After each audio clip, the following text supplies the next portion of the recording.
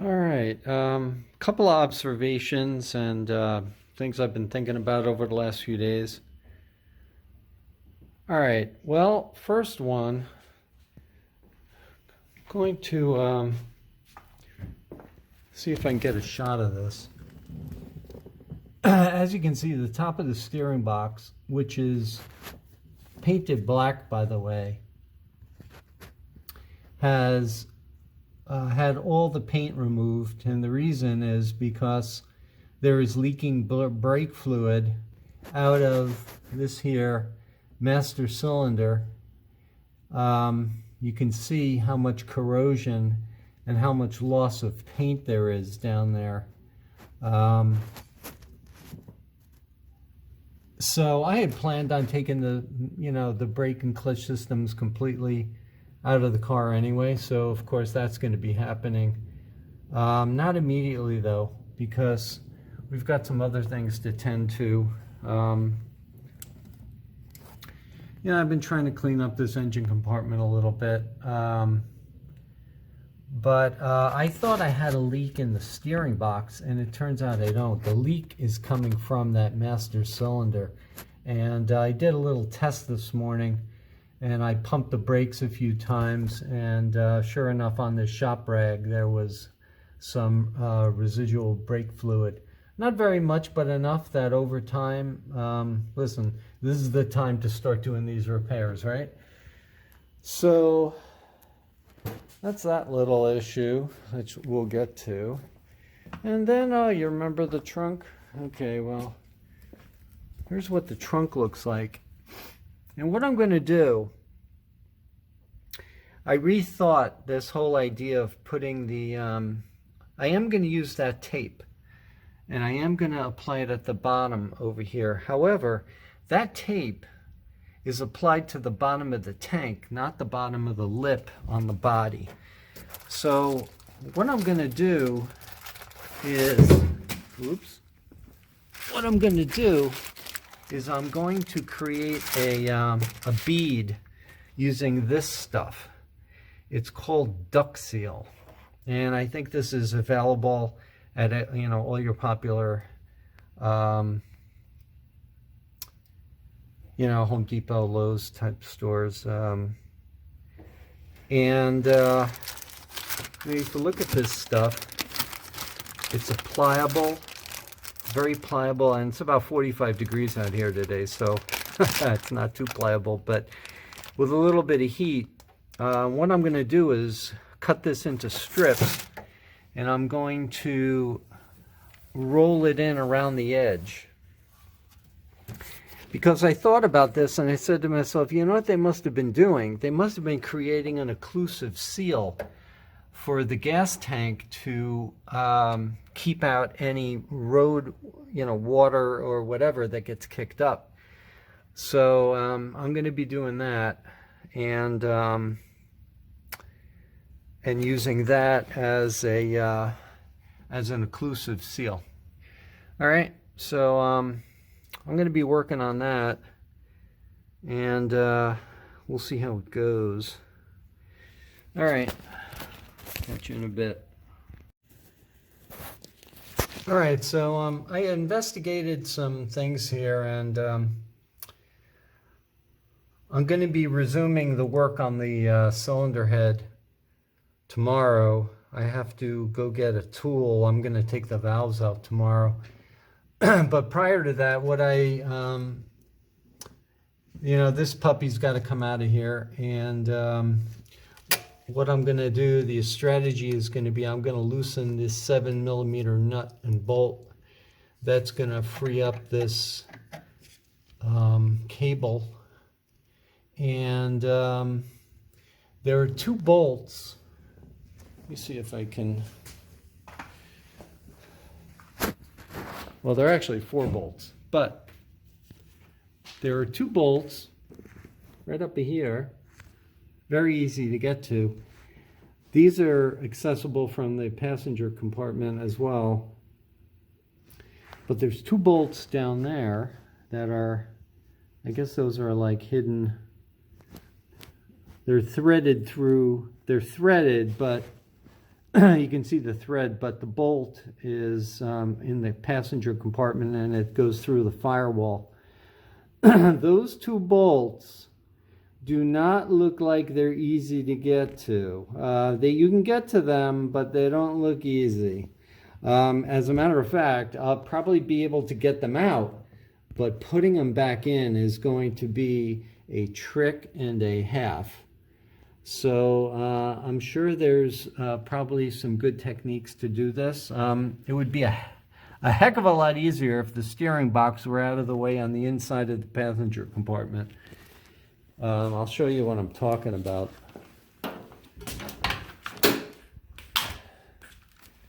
Oh gosh, I don't know if we're going to be able to see this.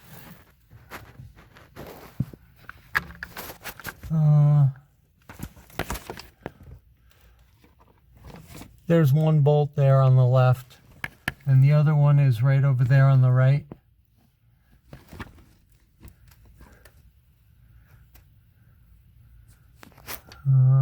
Wait a minute. Yeah. Can't see myself. Oh, it looks like it's a stud and a nut.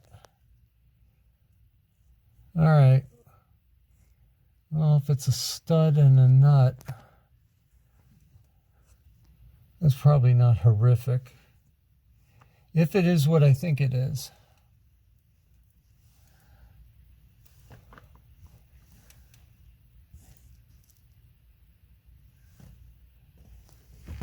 Oh, you know what? Maybe it's this bolt down here. I can't really see. Well, it's the pedal box.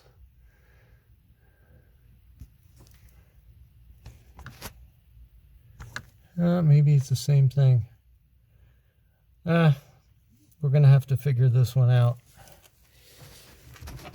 How do you like this undercoating that they put on the interior of the car? I think this is all factory. Interesting stuff. I wonder what's under here. Well, it just peels away. That's not very elegant.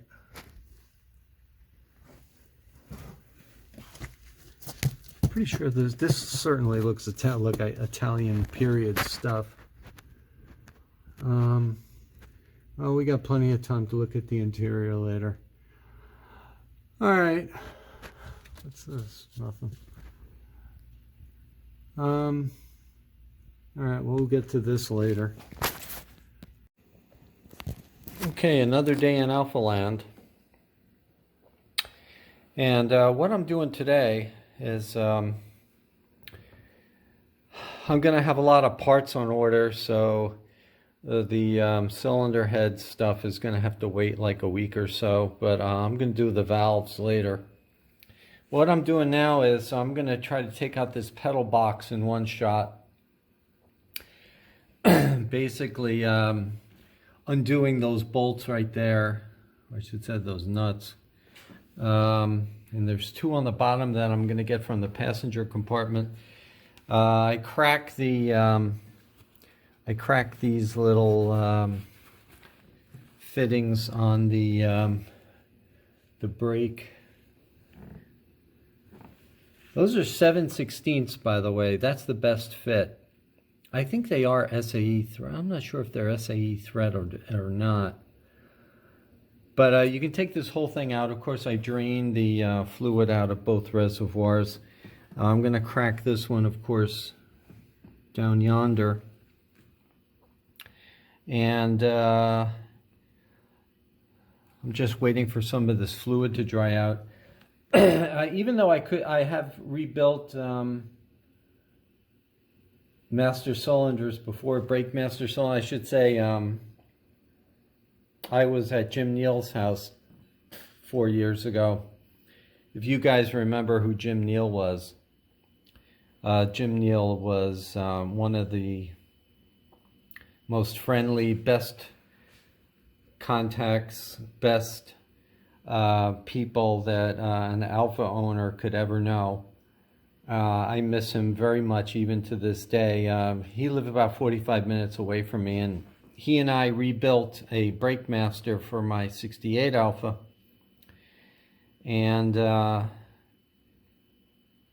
think we used original ATE seals and stuff. Anyway, I'm going to send these out to a place out on Long Island. I live in New Jersey. I'm going to send these out to a place on Long Island, Apple Hydraulics.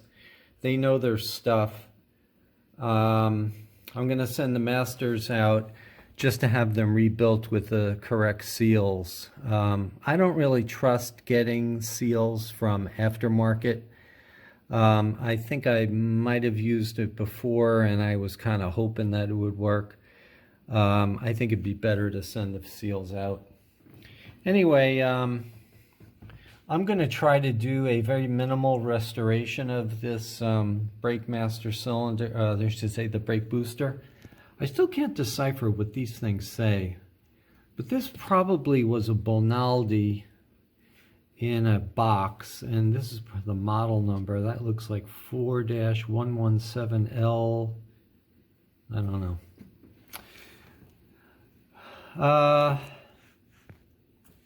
What does that say down there? Oh, that's ATE. ATE. 36142. Huh. All right. Well, anyway, this whole thing should come out in one fell swoop as long as I disconnect these lines. And it's probably going to require a little bit of jigging around, but that's going to be an interesting little exercise. And then I'll have literally half the car down in my basement in my workshop. All right, I'll catch you in a bit. Okay, well, getting this pedal box out, I loosened the two nuts at the top here, and they are 13 millimeter, as well as the bottom from the inside of the car, as I think I showed you what those two nuts were, and indeed they are the two. I loosened these, the brake lines to get them out of the way, and I also cracked this clutch master. That line is a lot more bulky. Of course, there's a bolt here that you have to take off of that bracket, and I think as soon as I clear this, bracket over here, I think this thing will come out a little bit easier. This clutch line, you use what did I use, a 7/16? No, I used a 12 millimeter. I used a 12 millimeter on this guy. These guys were 11s, I think. I forgot what I used, 7/16? I used 7. I like these because they have a little bit of a, they're kind of fit to that bolt. It fits on that bolt. Fits on the fitting really well.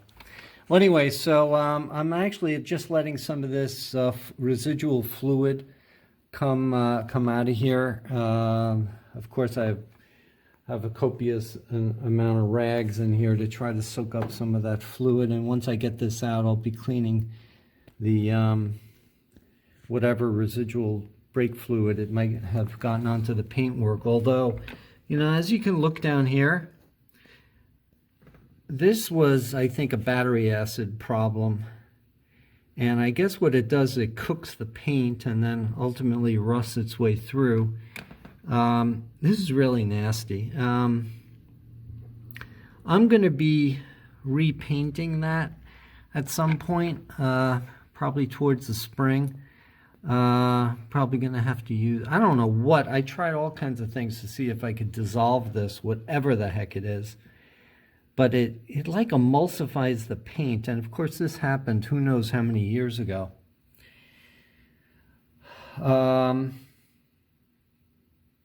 That's going to be a project and a half. Boy, it'd be nice to do it now while everything is off of the car, right? I don't know, maybe that's a thought. All right, well, this is going to be a a job for both hands. So let me see if I can wiggle this thing out. And of course you have to disconnect this, the throttle cable.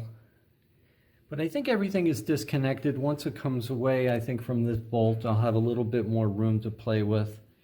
And let's get this puppy out of here in one shot. Well, look at that. I guess that's success. The trick, if there is a trick, I probably didn't really, is to turn the box so that the pedals go in. I guess you turn it like this way. In other words, from looking from this direction, you would turn it counterclockwise. The brake pedal, let's go take a look at it.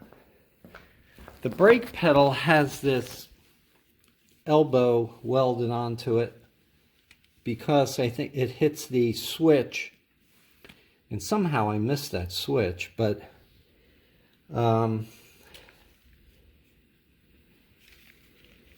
interesting. But this, so you have to move this side, the clutch side, over in from the looking from the passenger compartment, where, well, you're removing it from this orientation. So you move it this way and you rotate it. So going back in, it's going to have to be pre-rotated counterclockwise. And if you take your time with it, I mean, it literally took 5 minutes to get this thing out. And first time I ever did it. Interesting seal on there. Well, anyway, this is your brake and clutch. Of course, leaking fluid all over the place. Well, actually, it's not too bad. So from here, it's somewhat academic. I mean, I can get this on the bench after I finish with the cylinder head, which I'm going to be working on maybe a little bit later this afternoon. But I want to get this thing out of here. So that's success for now. And we'll catch you later. All right, I want to show you how to remove the valves. You need a tool like this. I'll get a better shot of this in a minute. But this is basically a C-clamp that you operate this lever to open and close the C-clamp. It's adjustable, of course, over here. Then you need this little tool. This is what's going to go on the valve keeper and the follower here. It fits right into the opening over here. This fits into here like thusly. And basically you put this on the other end of the valve and you use this and it compresses. So what I do is I go down here and then I kind of try to line this up. You get it on the valve kind of as dead center as you can, and you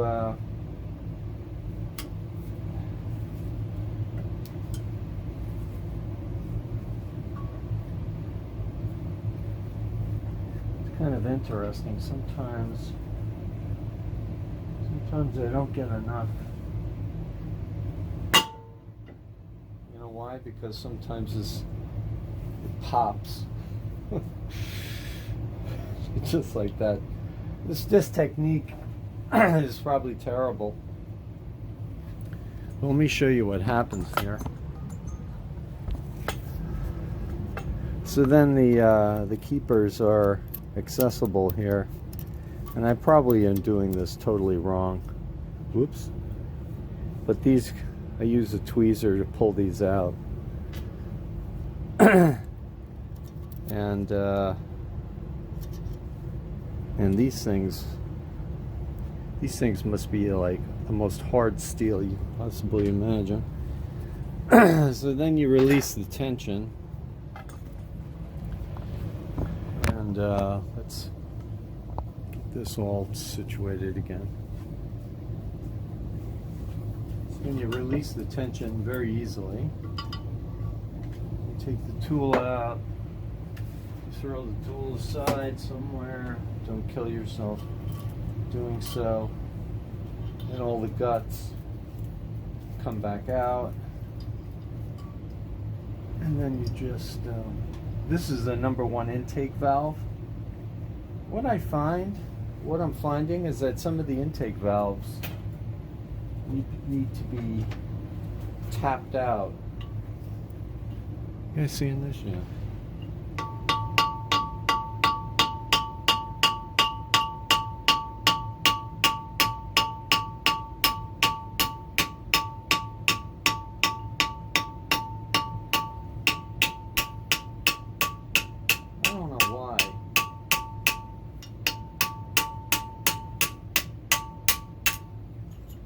This number 1 valve, it's probably carbon buildup on the valve stem.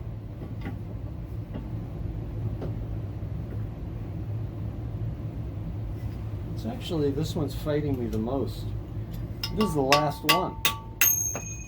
Oh, bang, there you go.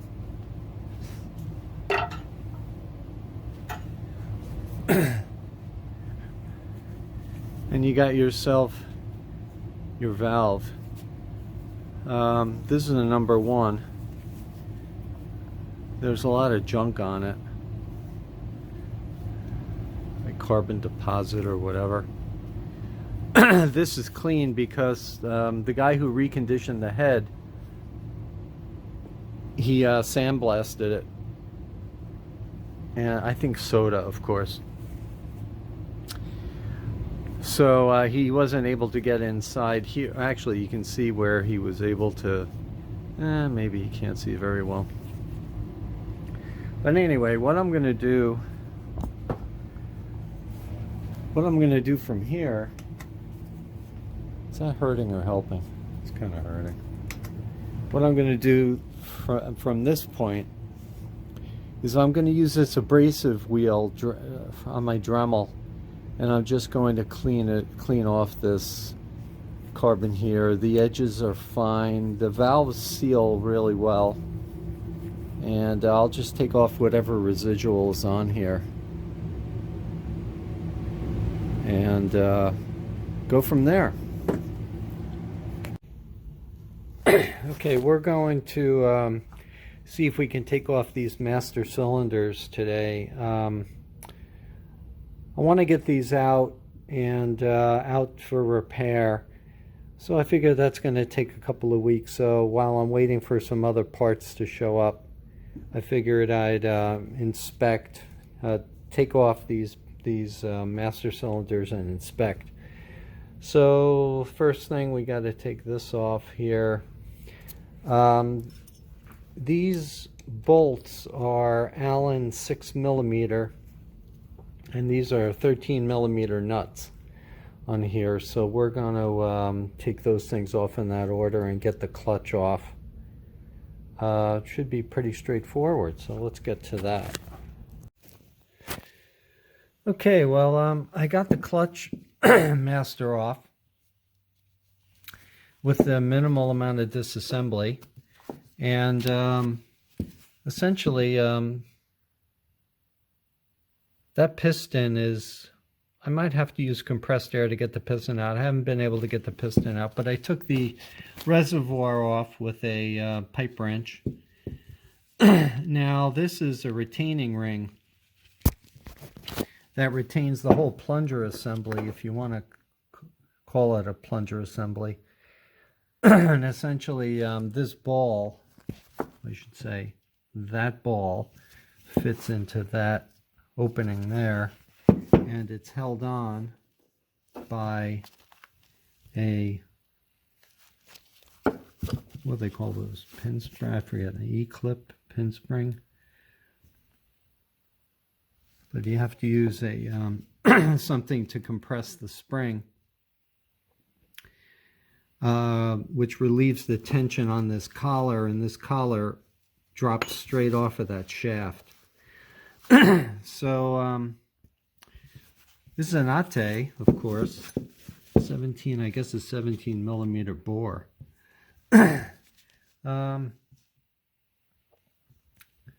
This looks a little corroded down there, but I think this is very serviceable. So that's the clutch, and we're going to go after the brake and see how we do there. All right, so then I removed the brake master cylinder, and this is pretty straightforward. The brake master cylinder connects to the booster just like thusly. There are two 13 millimeter nuts and washers, and it just lifts straight out. So I took a look inside here, and of course you're not going to be able to see very well. Maybe you will. Probably won't. But anyway, there's a pretty good amount of fluid in there, brake fluid in there.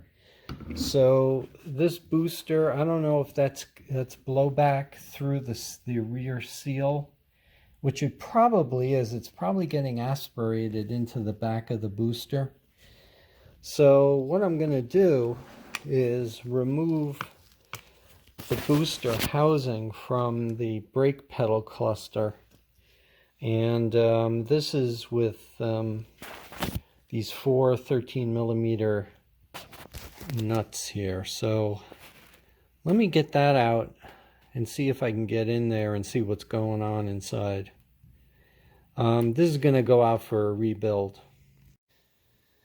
All right, I just want to do a quick update on the status of the master cylinders. I thought initially that I was going to send these out and have them redone.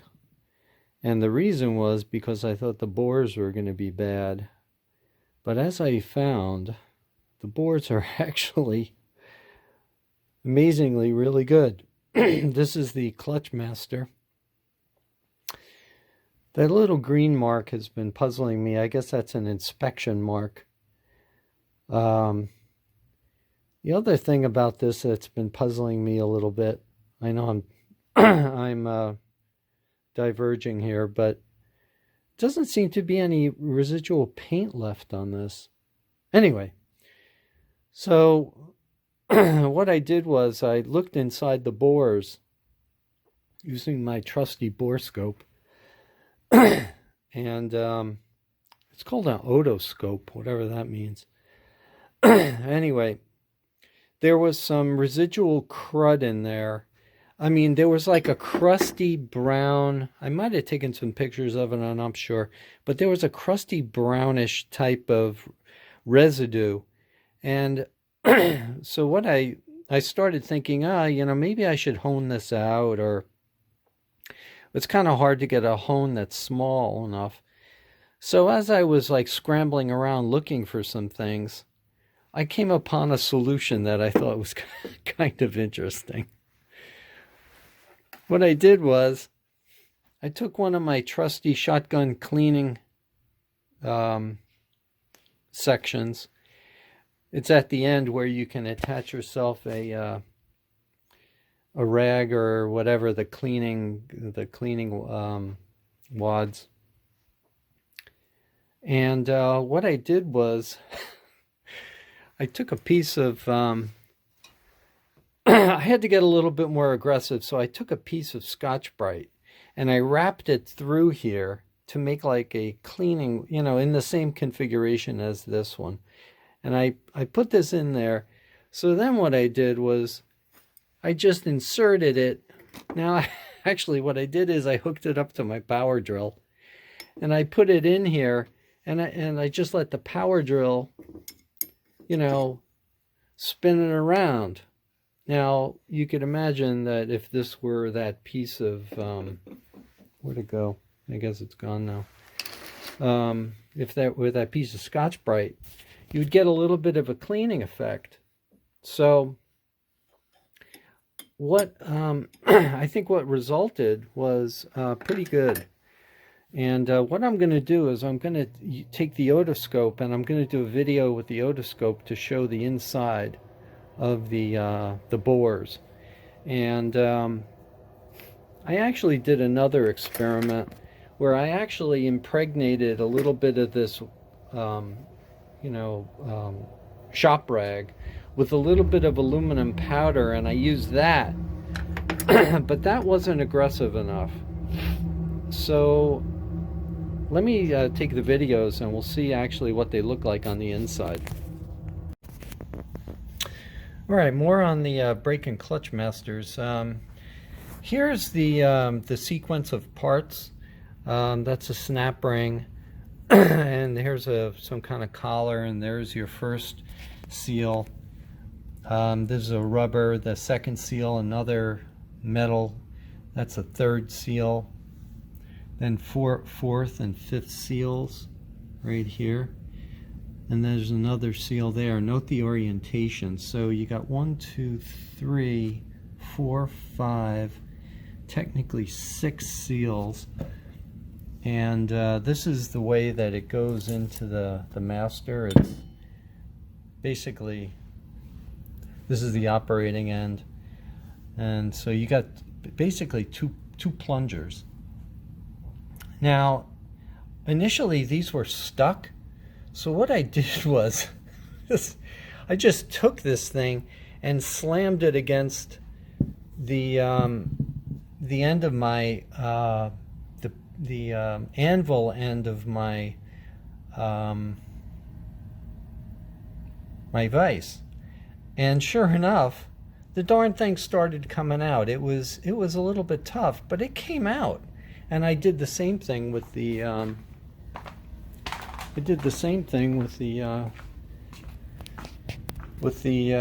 clutch master. And this is the orientation of the clutch master, and this is the sequence of parts. So here you've got the actuating lever, and in here, this got to be cleaned up, but you've got a snap ring in there that I left on there. I can probably pull that right off. I will later. Here's a collar. This fits over here, and the snap ring. So this exposes, you have to pull the spring back, and that gives you access to this. Then you've got a little washer there, and then you've got this little ate.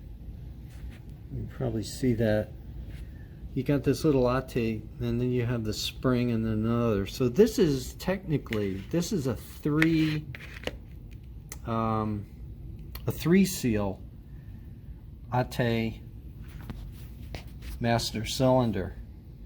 That 17, by the way, is not it's 17 millimeters approximately, but these master cylinders from Ate were actually dimensioned in inches, not millimeters.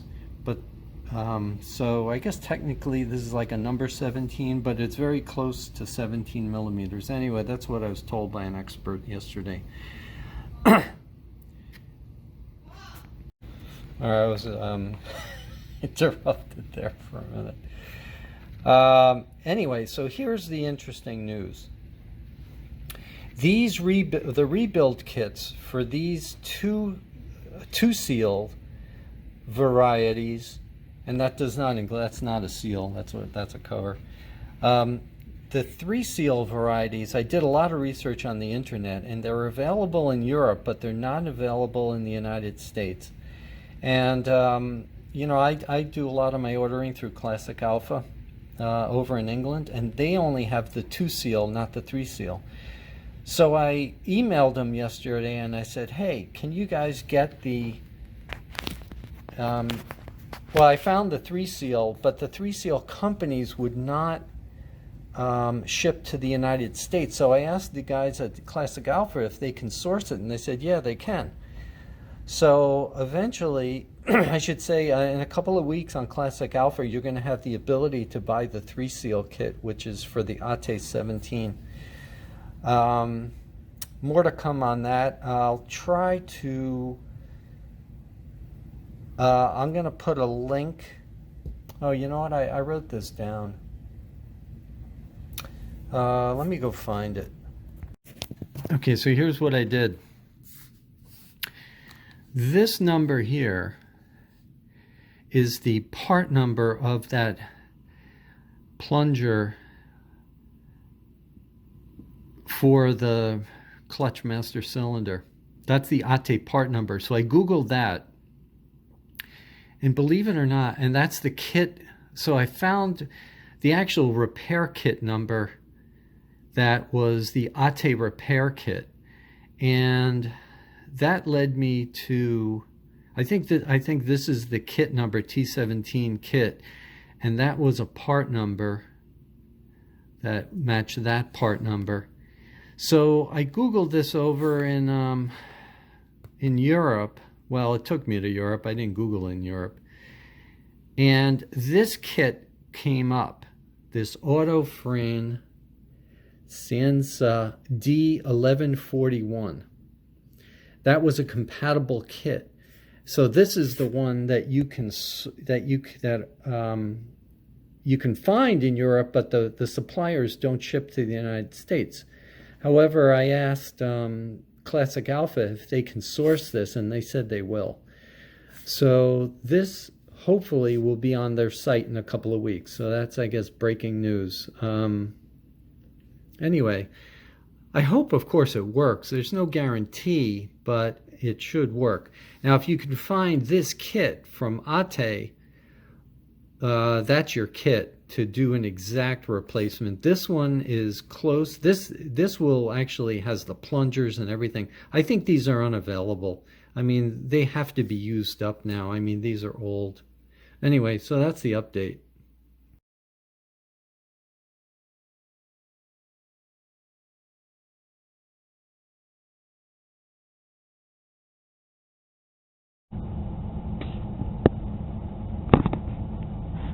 Alright, so I've got the side thing on, and let's go in here. Now, oh gosh, this is not working out. This has got the side view, the side viewer on. Let me switch. Alright, here's the front view. So what this is, I'm looking, this is looking at the brake master cylinder. And what we're doing is just going down the bore, and as you can see, there's no pitting or anything. I think that's just a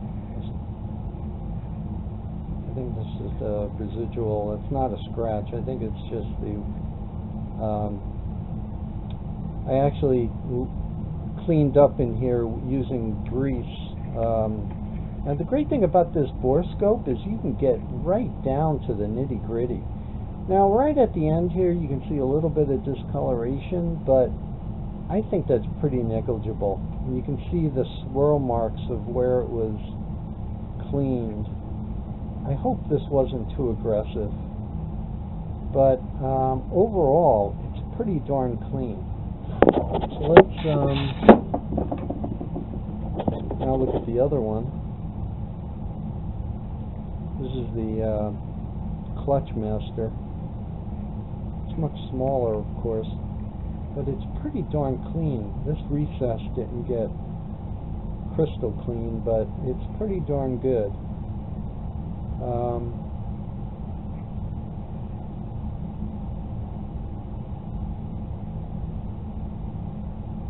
This area right near this hole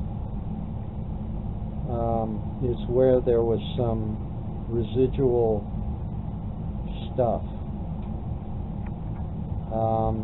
Anyway, so that's what we got. So I think it's looking pretty good.